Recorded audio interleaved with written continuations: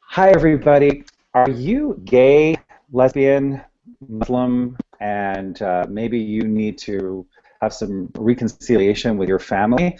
Or maybe you're just from another culture, or maybe your family just really doesn't understand you and you're looking to build bridges of reconciliation? Well, if that's you, I think that you will find today's show very healing and very inspiring. Hi, everybody. My name is Jamie Smith. I'm a certified Law of Attraction facilitator, a certified LGBT life coach.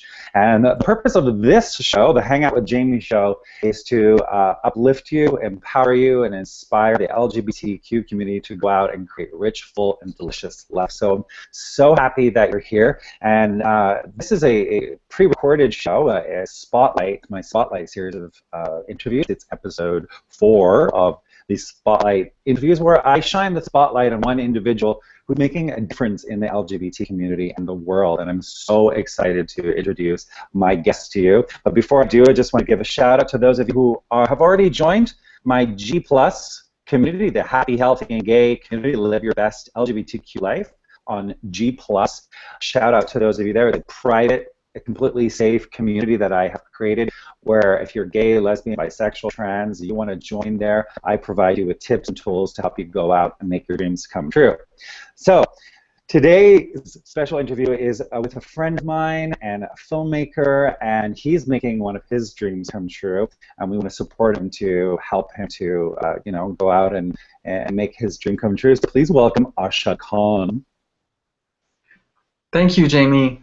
Thank you, and thank you for welcoming me on your show, and thank you for all the wonderful hard work that you do and the difference that you make in so many people's lives, just for by being yourself, and secondly by reaching out to people with your YouTube show. So I wish you the best of luck. Thank you so much. You gave me goosebumps. So this is so. Can you just tell everybody a little bit about you and what this amazing movie that you're doing? Because when I saw that you were doing this, I got goosebumps, and I said to myself, "Holy crap! Like this is a movie that needs to be talked about. Like this is." Can you tell people a little bit about that? Yes, I'm a Canadian filmmaker of Pakistani origin, and I moved to Canada when I was 15, and I had a dual identity crisis. One was the fact that I was Pakistani and Muslim, and the other was the fact that I was gay. So it was a very difficult thing to grasp, and these were my dual identities that I had a very difficult time coping with. So I spent most of my life understanding who I am, because that's the toughest struggle. And then when you're honest with yourself, then you can actually help other people. But unless you are honest with yourself, you cannot be honest with anybody else. So at an earlier age, I decided that I was going to live my best life, gay or straight or whatever, but I was going to live my authentic life.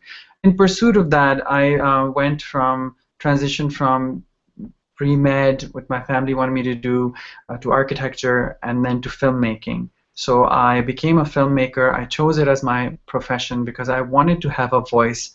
I wanted to have a voice for the people that are underrepresented or not even represented in mainstream media. So as a brown man, as a person of color, as a Muslim, Pakistani, South Asian, so many layers of who I am, and those layers only got identified when I came to Canada, because when you're in Pakistan, when you're living with everybody who's like you, you don't realize how big and massive the world is. So my work has to do with racism, homophobia, Islamophobia, sexism. One of my films, Threadbare, was about Canada's war on terror, and it addressed the very serious issue of the targeting of innocent people because of fear-mongering to justify the government's interventions in wars.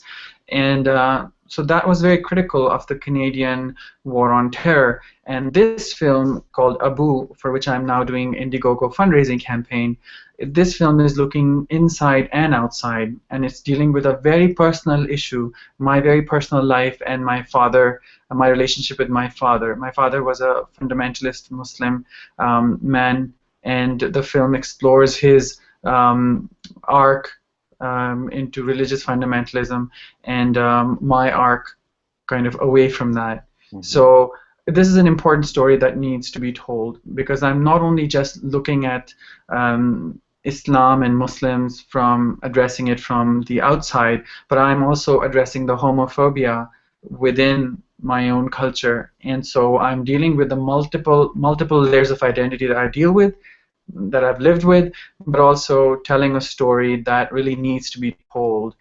Yeah. Wow. Yeah, like you said, there's so many layers to this film because he wasn't fundamentalist before, right? He was living differently when he was in Pakistan, and then when he moved to Canada, it started to shift. And then you had to deal with your coming out. Did your parents know? Did you come out to your parents? No, I would never have come out to my parents Okay. because my parents were already in their 50s when they moved to Canada, and Right. I just thought it was not necessary. You know, they kind of, because Pakistani parents are very nosy. They go through all your stuff. They need to know everything, and you know, it's a very collective society and very communal society. So everything is everybody's business kind of thing. So it's kind of hard to keep them away from it, and they were very involved in my life, and this was a way of them to be involved in my life. Mhm. And you know, it was about them exploring who I am also, and about me exploring who they are. That's why the making of this film Abu is so important, because I'm educating people and also showing them a very entertaining and very funny story about how very funny my father was, and how much he loved life, and he was a larger than life personality, and how my family is so eccentric and so interesting. And I thought, okay, well, you know, I really need to tell this story, because when my father got very sick and then he passed away, I had to really think about his life and what he was all about, and look at migration, and look at the creation of the other, you know. And so I thought, okay, I must tell this story in a very respectful manner, in a manner that is inclusive, but also that helps our identity as people of color, as Muslim people, Pakistani people, gay and lesbian, transgendered, LGBTIQ people, as multiple identified people, and tell a story that is inclusive, a story of love, you know, a story Yeah. of acceptance, a story of understanding, not a sensationalist film by any means. This is so awesome. I can't wait. So, how can people? I really can't wait to watch the film. So, when would you like it to come out, and how can people? Because I already just saw, I went to your website. Tell people where they can find you, how they can support you. And I just went to your website. I saw you're already at 46%. That's pretty amazing. Thank you so much. Yes, I'm raising funds on Indiegogo, so it's called Abufilm on Indiegogo, or on Facebook you can go to Abu Movie. And check out the 3-minute teaser on the Indiegogo page. And yeah, I've been very fortunate. I'm almost at 50% of our goal of $15,000. Friends have been very generous. People have been very generous. You know, when they see the 3-minute teaser, they really are, they're really intrigued by it. And we held a fundraiser here in Montreal, and people were so fascinated, and these people came up to me, and they're white Montrealers, and they said they could really relate to the film, because the film is really about the relationship of a father and son, and about love.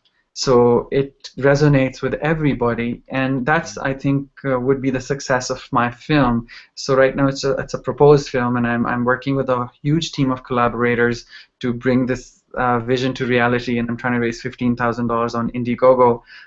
So I'm really hoping that my friends and people who watch this interview will help me make it happen.